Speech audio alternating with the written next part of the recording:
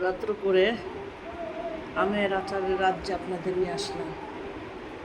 এটা হচ্ছে খোসা ছাড়ানো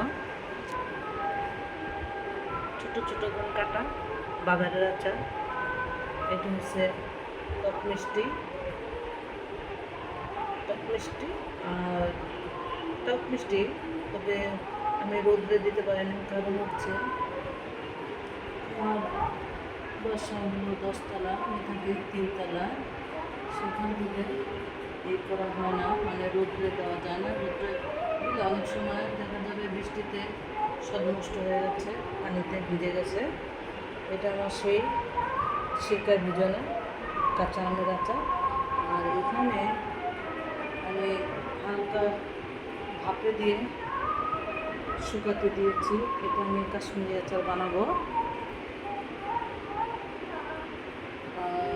বানানোর সময় অবশ্যই দেখাবো, এগুলো বানানোর সময় দেখাতে পারি নাই, সরি, কারণ এত ব্যস্ততার মাঝে ছিলাম যে দেখাতেই ভুলে গিয়েছি। এখানে আবার পাকা আমও রয়েছে।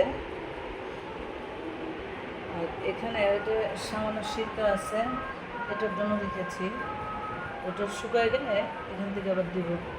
আর একটা কাজও করেছি আজকে, কিছু টমেটো সসও বানালাম, সেটা অবশ্য একটু দেখাতে চাই।